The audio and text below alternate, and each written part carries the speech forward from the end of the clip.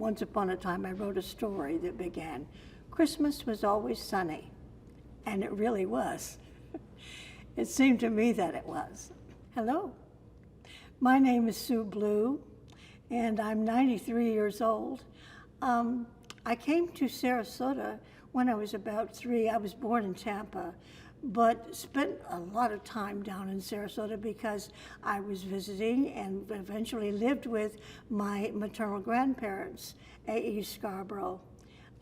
Scarborough built his own house in 1925 down at on Bay Vista Street, way down just about Philippi Creek. And that house is still there. My daughter lives in it today. Now, going down to Sarasota was really kind of a trip because, there wasn't anything around for miles, actually. And so we would get in the car. It would have to be packed, first of all, by my grandmother and my grandfather. They would be packing up vegetables that my grandfather had grown in the yard, and oranges and grapefruit that they also grew. Also, he kept bees, so he always had jars of honey to take along, too. And my grandmother, the chicken yard was her bailiwick, and she would be polishing up the eggs and getting them all clean, ready to take all of this produce and eggs and everything downtown in the car to sell to the grocery store. The grocery store at that time, as far as I knew, there was only one grocery store in town. And after my grandparents had finished turning in their produce and getting their money for their produce, then my Grammy and I would walk across Main Street to Oleander Ice Cream Shop. And when you opened, the minute you opened that door, there was a wonderful aroma of vanilla. And then she would buy 2 little paper cups of vanilla ice cream with the little handles, and then we would sit on a bench outside on the sidewalk and eat our ice cream and watch the people go by. And cars too. It was very busy. Well, busy then, busy now. The house that my grandfather built, we would say it was a story and a half because it wasn't full 2 stories all the way across the first floor. But it has the big porch in front with a swing, which you always love the front porch swing. And, full living room, dining room, and bedrooms. And then upstairs, they built a little bedroom for me upstairs there, which was just, wonderful. I always liked to get back to that bedroom, back to that house. I can remember, it must have been about 4 or 5 years old when I realized what I was listening to up there in my bedroom at night, because at that time there wasn't anything built really beyond Bay Vista out to Fruitville Road, beyond Fruitville Road, where the winter quarters for the circus was. So there, late at night, sometimes I would hear something, and I finally realized it was the lions roaring at night. My aunt was a teacher, and when I first went to live there, she was a teacher at the Bee Ridge School. She taught in a contained classroom, which meant that she taught 1st through 6th grade. And I would ride out with her every school day morning and visit each class, just go from one row to another, so that I got a little taste of what 1st through 6th grade was like. By the time I was 6 years old, I was able to go to Southside School. That was my assigned district school. Southside is still there today and quite beautiful. But they tested me because they knew that I had been with my aunt at this other school. So they placed me in 2nd grade instead of 1st. I remember Mrs. Rice. She was the principal, and she was a large woman that stood up on the steps in the back courtyard. And she would ring this huge bell, and we would all come running and then get into our assigned places in little lines out in the courtyard.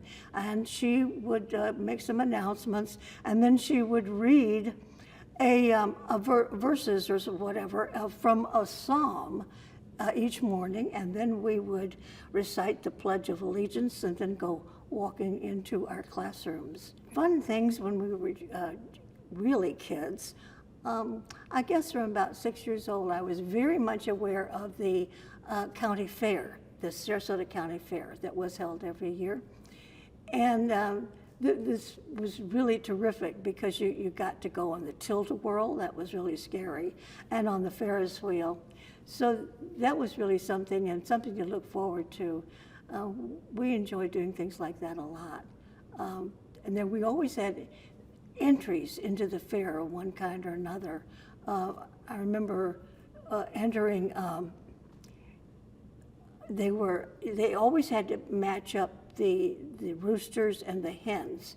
You had to have a Plymouth Rock variety, or Rhode Island Red was another type. So all of the animals, they were always fascinating to walk through all those tents and look at all the animals on display also. In the 30s, I think we really were definitely a community. Everybody knew everybody else, just about. I know we were in a depression, but what happened to me at that point, a little girl, it didn't seem anything different than what ordinarily would have happened. My grandfather raised vegetables. My grandmother raised the chickens, and they had the eggs. And then my granddad, now and then he would go over to the John Ringling causeway and catch some mullet once in a while to bring home to eat. By the way, that was a causeway that he worked on. He helped build that causeway in 1926. Anyway, we had plenty to eat. We weren't starving. Everything was okay. And then, because my mother and my aunt both were such excellent seamstresses, we didn't need any clothes. We didn't buy any clothes downtown. Goodness me, that would have been terribly expensive. But we would, every year, just before school started, we would go downtown and look at the pattern books and pick out the kind of patterns that we wanted for our school clothes, and then buy out the material. And then they would come home and spread out the patterns and the material all over the dining room table and sew up our school clothes on the old Singer sewing machine that had the pedal that rocks, you know. So we always had nice clothes too, all during the Depression. We never thought anything more, about it whatsoever. And we always had a tree. Because my aunt taught school, at that time she was teaching, I think, 6th grade by then over at Southside. And I know that every year there would always be someone's family that she was teaching their child. They would always bring in the tree from their property. So after the tree had graced the classroom and everybody had gone home, we would take the tree and take it home with us and redecorate it in our living room. So we always had a Christmas tree. And my mother's little brownie camera, you couldn't take a picture inside with that. We had to haul the tree out to the front walk, and then my sister and I get our toys together we had just received, and would go out there and stand by the tree to get the picture taken with the brownie camera. Something that happened right at the end of the 30s when we were quite young. See, this was Depression time. Something that happened that was really fantastic, and it happened just before Christmas, which was wonderful because it was Cress's, the coming of Christmas dime store. And this meant that some people actually got a job there, working there, and we could all afford to go in and at least spend a dime to buy little presents. And it was a beautiful store. I'm so happy to say that, well, it's no longer a dime store, but the outside of it is still Cress's here on Main Street in Sarasota. And then I went on to junior high. Now, junior high, 7th and 8th grades, were all housed along with the senior high in the same building. This was at Sarasota High School, which today you may know as a Sarasota Art Museum. But then the 7th and 8th grade students, they had all their classes on the ground floor. And then when you got to be in the ninth grade, you got to walk up the steps to the second floor and the third floor. Because so many of us, we met at Southside, and then would go together up to junior high and senior high. So we were all really very close. By the time that we graduated, many of us graduating in 1946 from senior high. Behind the Sarasota High School, there were different buildings behind there. There was a band building where the band practiced and the orchestra practiced, and there was a shop building, and also a great gymnasium with beautiful floors, and that's where they had the basketball games. Speaking of games, every Friday night, that was football night. And the pep squad, the girls, usually about 40 or 50 girls, all wore black skirts and orange satin blouses and saddle shoes. And then the cheerleaders, we all had on white pleated shirts and shorts, and then we had a black vest with our letter, our school letter, our orange letter, tacked onto the front.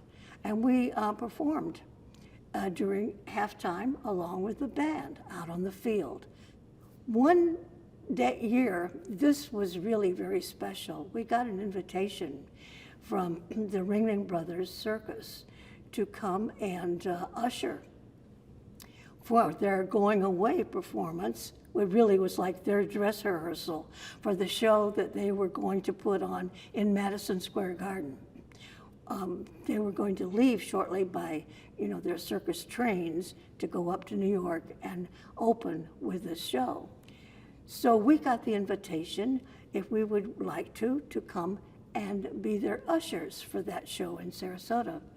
Well, yeah, we really would, because we not only got to see the show for free, we also got to eat in the cook tent along with the performers. And I had the distinction of being able to take the tickets for those dignitaries that were going to be seated in the circle, at the middle circle, the head circle right there. We've got 3 rings of the circus. And then after it was all over, a gentleman came by and asked me, well, what did you think? Did you like the show? Oh, I just went on and on about it, how much I loved it, how much I wanted to be a part of it. Oh, yes. And he looked at me, he said, well, if you still feel the same way after you graduate, come see me. I think I can find a place for you. And he walked along. And then a lady right behind him said, you know who that is, don't you? And I said, no, I don't. It was John Ringling North. So yeah, I guess he could have found a place for me, but I didn't go join the circus, no. There are 2, I guess you'd call them restaurants, only they really weren't.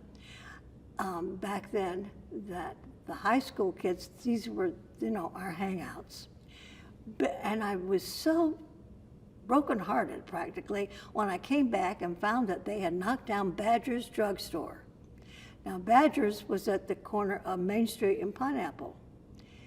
And why was it called Badger's? Well, years later, I found out that a man had built that he had built it. He was from Wisconsin, and everybody knows that that's the Badger state. So that's the reason it was called Badger's. Back then, we didn't care. After school, this was the place we went to hang out. They had a gigantic jukebox, all lit up, and you could play anything you wanted, And so it wasn't just a drugstore. And then it had a lunch counter along and booths that we could go and sit in. But that was our favorite hangout right after school. But at night, the date night or after football game, it was Smacks. Now, Smacks is no longer there either. It was further down Main Street. And that was a drive-in where, you would drive in your car and then a waitress would come out and take your order and so forth. And we thought this was pretty hot stuff because then we would squeal away from that drive-in, lay rubber on the on the walk going out. But that was, those were our favorite places, our favorite gathering places for high school kids. And so sad. Now, they didn't last that long. The train station downtown Sarasota, oh yeah, the big old locomotives that would breathe smoke everywhere when they came chugging in and really scare you if you were quite young. Later on, we'd take the train out of town, and by that time, we then had what we call the Orange Blossom Special. Those were the diesel engines that would come in. So I do remember those train stations, and I remember that, the train station actually wasn't much to brag about, I must say. Very plain, very useful. The train station that was the most beautiful was the one that was built later on, the Atlantic Coastline, which was further down Main Street in a different location, because that was really a beautiful building, which they tore down some time ago. Something that happened that was in 1946. During the February presentation of the pageant, they not only had the bands playing at night and all the activities going on, there were races out in the Gulf and so forth and so on, but they also had a beauty pageant. And the organizations and the businesses downtown would sponsor a young lady to be their representative in the beauty pageant.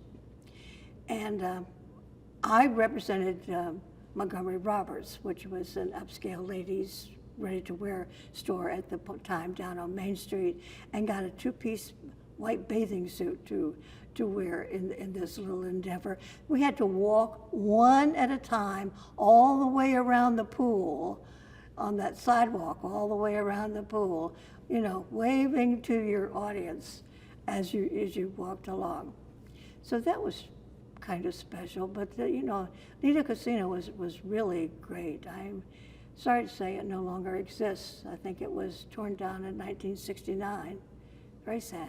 At the time, when we were going out to the Lido Casino every day during the summer, we never ever saw any African Americans there. And at the time, it did not strike me as being strange at all, because the same sort of non-existence was prevalent in our schools. Also, I had no African Americans in a classroom. And come to think of it, when there were so many Army people here, we had lots of different Army camps around here, and Army people training in planes down in Venice and up in Sarasota, and we had the infantry out in Mayaca. Do you know that when we went out to entertain these boys, or if they were at the municipal auditorium for a dance, say, do you know, I don't ever recall seeing an African American, not once. I never heard the term Overtown, ever. I didn't even know anything like Overtown existed until I came back here to live in 1994 and began to study historical society, and came across the Rosemary District and was told that once upon a time was Overtown, and that the African Americans who came here actually to work for the Scots. For instance, there was an African American who drove the stake into the center of Fire Points. He was here working with a survey crew, and he was became one of the principal people working and living in what was called Overtown. But by the time I was growing up, Overtown really didn't exist. It seemed to me, I did hear about Newtown. Now, Newtown was where the African Americans lived and had their shops, but didn't know anything about Overtown, no. In high school, we were used to, of course, having tourist children come here. There would at least be for 2 or 3 months a year. So we knew people from Michigan and Minnesota and Illinois, Ohio, you name it, you know. So we got to be friends with those people, and then they would disappear and go away. But then also, I remember the year all of a sudden we had 2 circus kids. Now, these were people who were here during the winter quarter months. One was Gunther Walinda. Now, I don't know if any of you remember or not, but the Walinda High Wire Troop, the 8-member troop, Gunther was a member of that troop before he even graduated from high school. And I think they were from Germany, I think. The other person that I knew, I was very fond of, a girl named Cha-Cha. That was really her nickname. I don't remember her first name, but it was Cha-Cha Zacchini. Now, does anybody recall a young woman being shot from a cannon, going over 3 circus rings and landing in a net? That was Cha-Cha.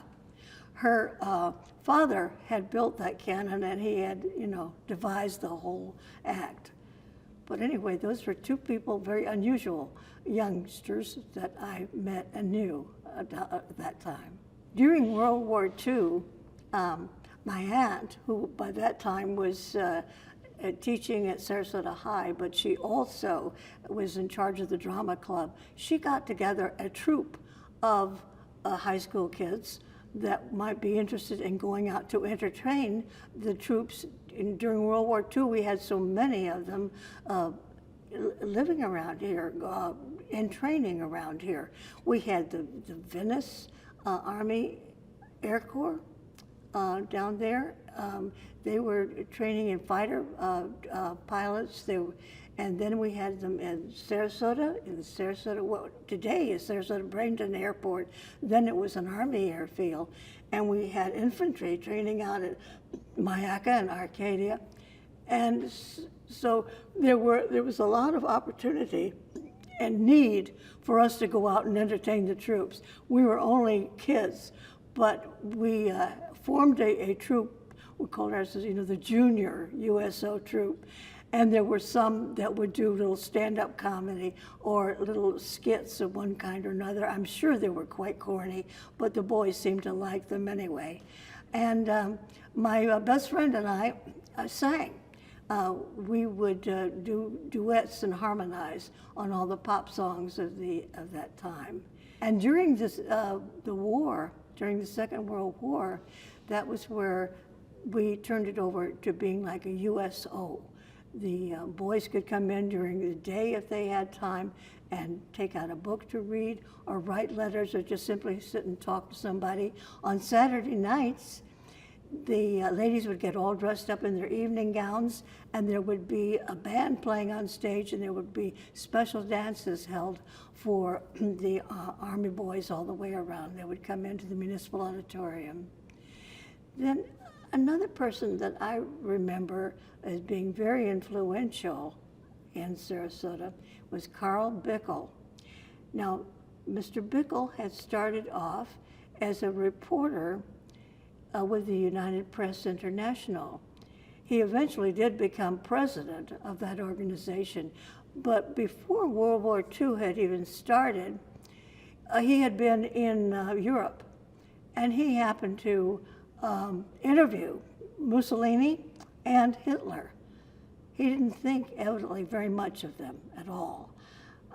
But then he and Madeira, his wife, retired. I believe it was 1950 when he came here and retired. Before that, he was promoting Sarasota. He said, we should be promoting and selling recreation, not real estate. And one way of going about that was he was pushing very hard to get the Lido Casino built. And it was really thanks a lot to him and his insistence that it did get built. We had gone through depression and kind of slid right into the Second World War, it seemed like.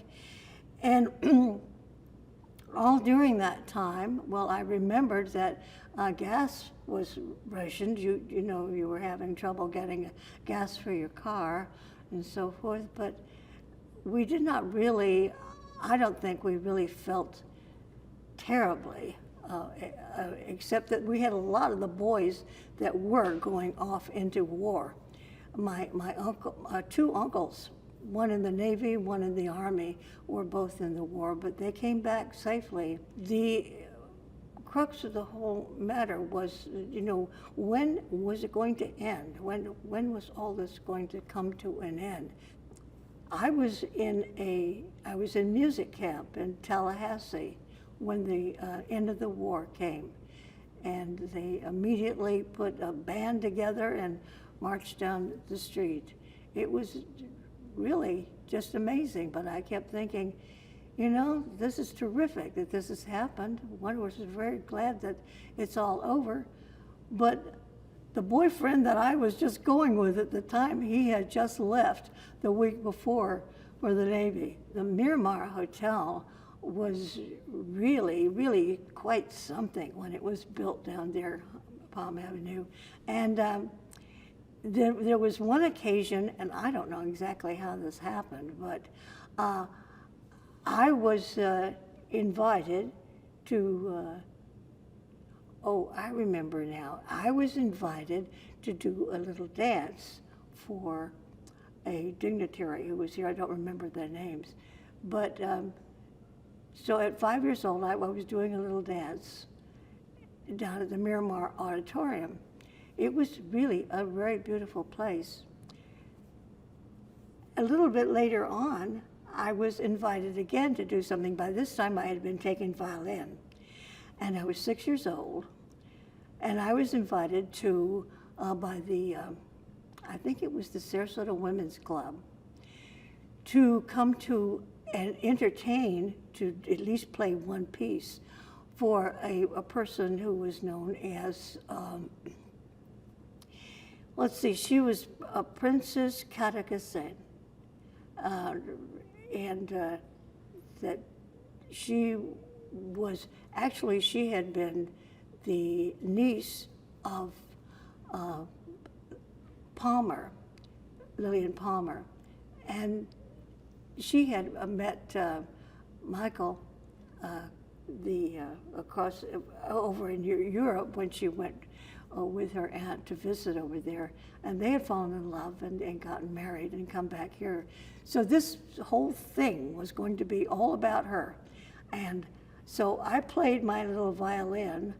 I think I played Minuet in G by Mozart. And then I was taken over to her to be introduced. And I thought I was going to see a princess. She had on a black dress, and she was old. She wasn't a pretty sparkly. I thought princesses always have glittery dresses and are all so sparkly. That can't be a princess. Anyway, so then the lady accompanying me said, "Wouldn't you like for the princess to sign your music?" I said, So she took it and wrote, "Lovely music from Julia."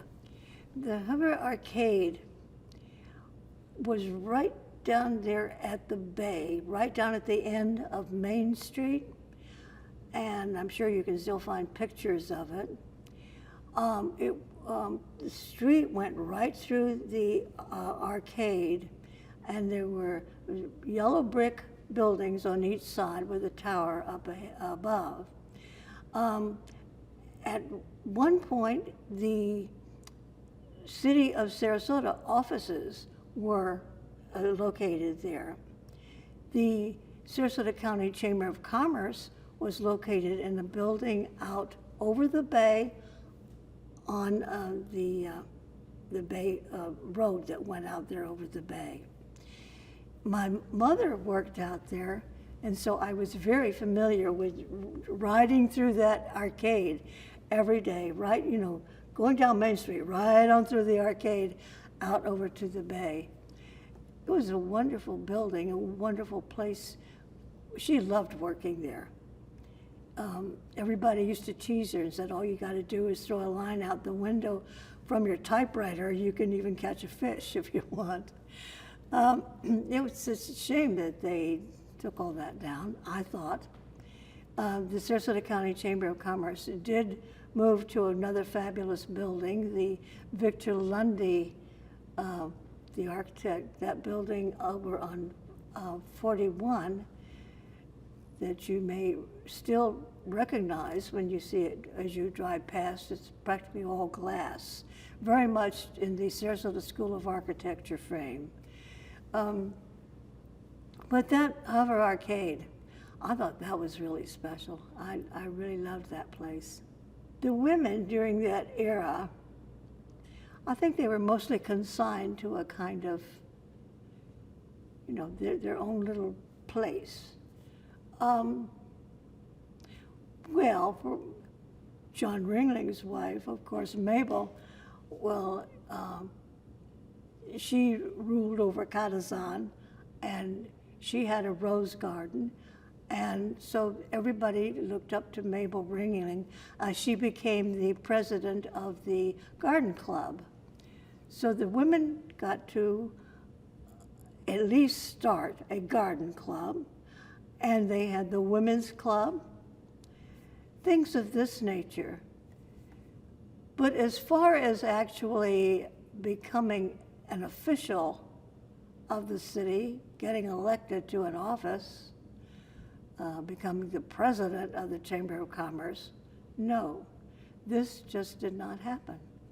And I don't recall any women making any objection to it whatsoever.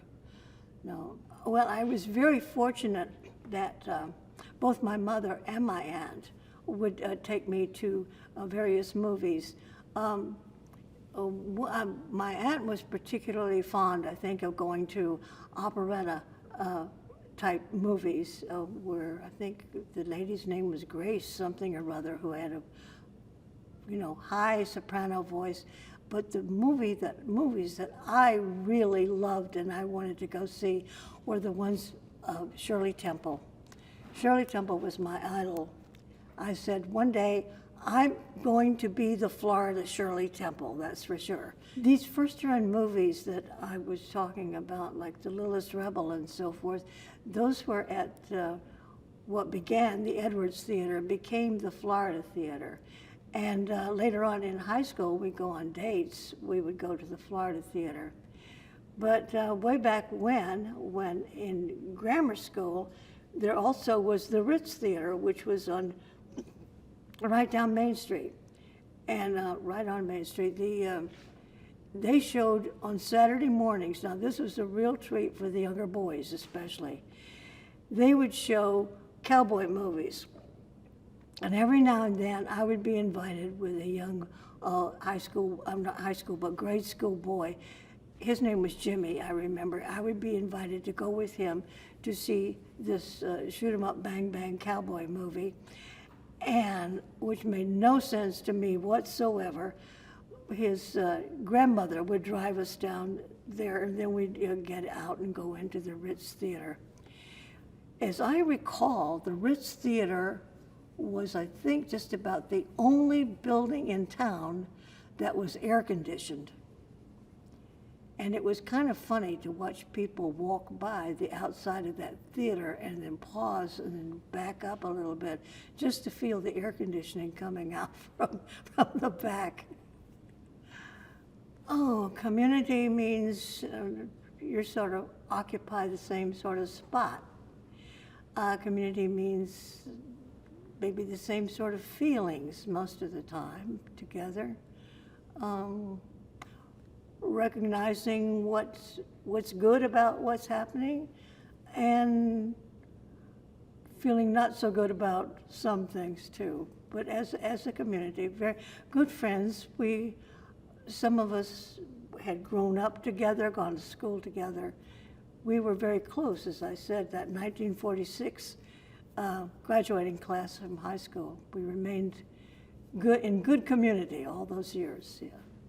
I am really concerned about Sarasota as a community, maybe it's because I have too much of a tendency to remember the way it was, when it really was, all of us together. We're all in this together kind of thing. And we all knew each other. Well, now, of course, it's gotten really big. It keeps getting bigger and bigger, and more high-rises go up downtown. And, of course, I like the view of the bay. I really regret terribly some of the buildings that have been done away with, knocked down. Not only the Lido Casino, but the Hover Arcade with the pier going out from the Hover Arcade. And, various things like that that we felt very close to then. It's not going to be that way anymore because they're not there. So, so they have to develop their own pinpoints, their own way of feeling toward each other, buildings, what occupies them, what interests them, what interests us all together. I think it's difficult. I really do, because it is so much larger now than it was back then. Dear future ones who might come here, oh dear, I hope that you appreciate it as much as we have. I hope you look around you and find friends, friendly faces, and I do hope that you find that bay still out there, that beautiful bay. And I hope you get a chance to go swimming in the Gulf, or Siesta, or at Lido. I hope you enjoy all these things, and that we continue to enjoy them, that you will enjoy them forever.